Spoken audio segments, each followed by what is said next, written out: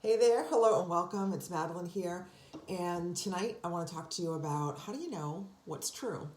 So, YouTube recently deleted one of my videos. Okay, so the last video I did was on the truth about the shot in a nutshell, right? I wanted to put it together for you short and concise. And, I put it across many social media outlets, and YouTube deleted it they said I violated community standards. So I'm really excited about this because apparently I've graduated into the big leagues. And then I was just on Facebook poking around, and my cousin posted something and it said that content had been deleted. And this is the world we live in right now, right? So, I'm not going to talk about the evils of censorship. That's a topic for another day. But I do believe that censorship is evil. So, but I want to talk about how do you know what's true, right? And in case you're wondering, let me tell you right now, it's not going to be, Facebook or big tech fact checkers, okay?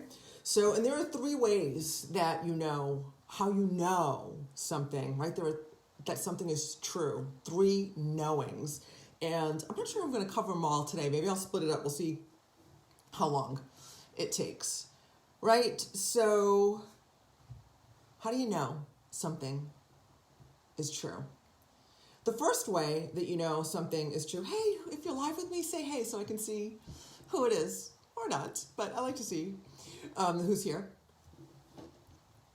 The first way that we know that something is true is that someone trustworthy told you, okay? So there could be friends and family, news and media sources, thanks for the love,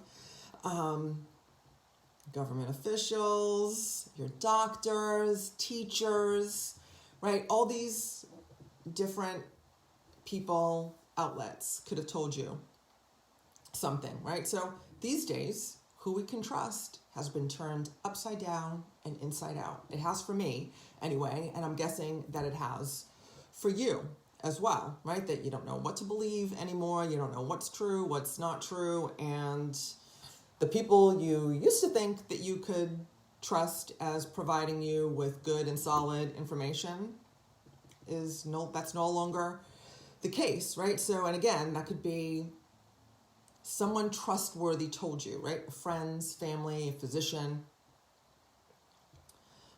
government officials, teachers, what have you. And I'm not saying that you can trust any of those. That's for your own discernment, isn't it? That's right.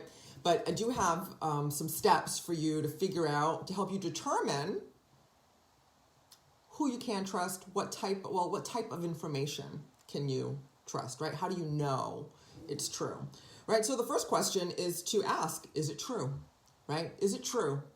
What else can be true? Is it true according to who, okay? And in the according to who, right, we just listed all kinds of people that you could be getting your source of information from, right? What's their motivation for sharing this information, right? So I'm a teacher, and when I share information to empower, right? That's how I feel. That's one of the ways that I feel empowered is to get information. Oh, I'm getting into step number 2, right? Is by learning things for myself and getting information, right? So what's the motivation for who's sharing information, for who you're getting the information true? Are they just repeating something that they heard, or do they know this to be true as a fact? Or is there some kind of gain motive, some kind of profit motive, for example, with the injection and with the lockdowns and with the censorship, right? What's the motivation for all of that? I'm not here to tell you what that is, but these are some questions that you can ask so you can discern those things for yourself, and you can figure out what's true for you, right? How do you know? Okay. Is it based, another question, is it based on facts or is it based on fear, right? I've posted on multiple occasions that fear is the virus. and the real problem in this pandemic, okay? And is it based on fact, fear, or assumptions, right? People just assuming that this is the case, right? So for example, on the truth about the injection, people are just assuming that it's a traditional V when it's not that at all. But you can go see my other videos on the shot about that, okay? Does it make sense, right? Just at the end of the day, does it make sense? And I post memes on a regular basis. I'm going to probably post some more in my stories on how certain things just don't make sense, like the mask wearing, for example, okay? So that's the first step. How do you know? Someone trustworthy told you, and you believe the information to be true, okay? So step number 2 for knowing, or a different type of knowing, is you've done the research yourself for whatever it is, right? So this could be as simple as, like you're buying a new car and you're going to research that car so you can figure out, if it's the right car for you, right? If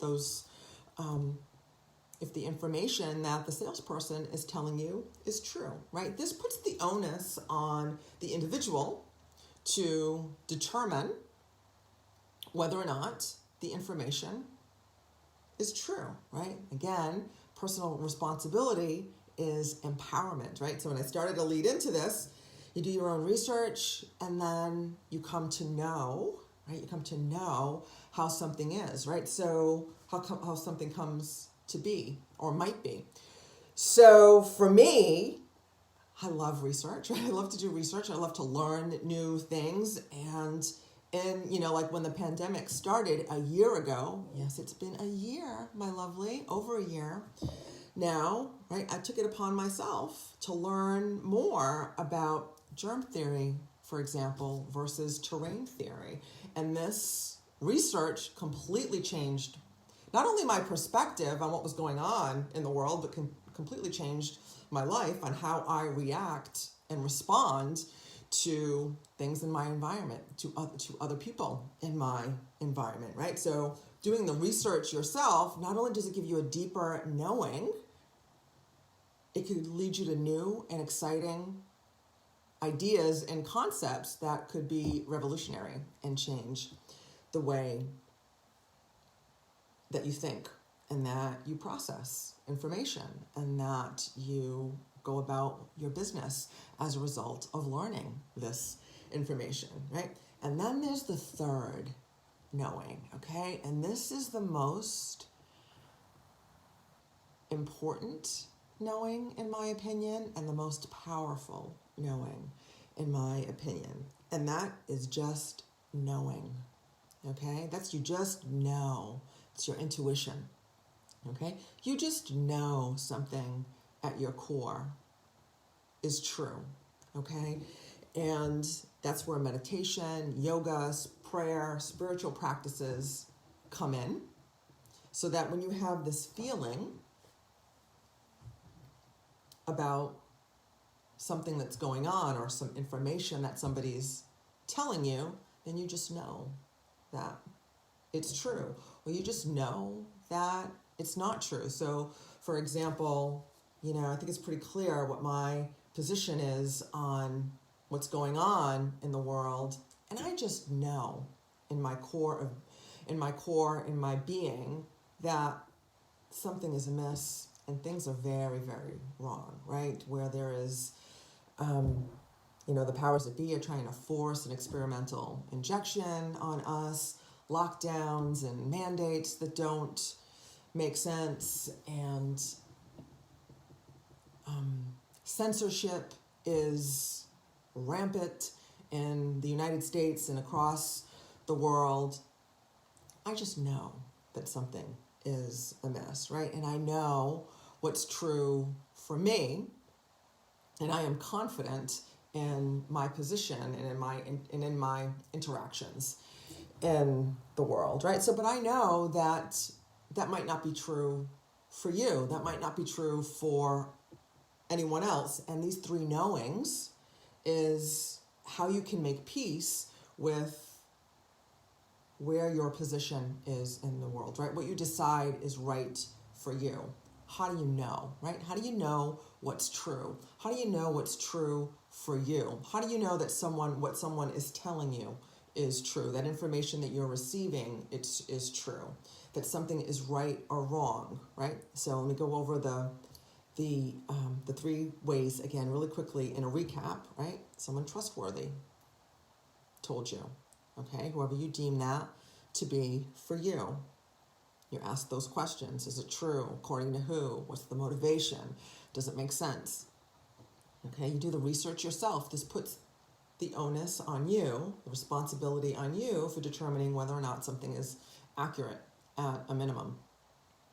And then the most powerful of all the knowings is you just know, right? You just know in your being that something is right or wrong, accurate or inaccurate.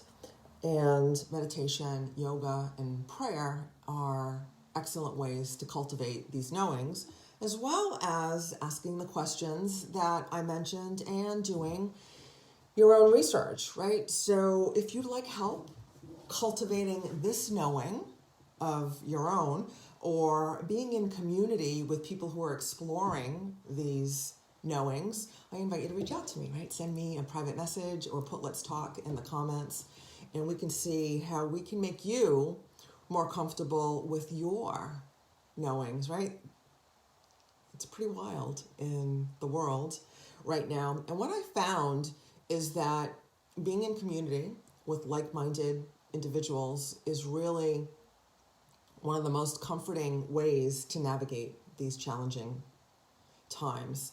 And I've built a beautiful community of my clients and in my private Facebook group. I'll put the link in the comment to that below. And if you need help navigating these challenging times, again, I invite you to private message me and or just put "Let's Talk" in the comments, and I'll reach out with you with a time for us to connect. So how do you know?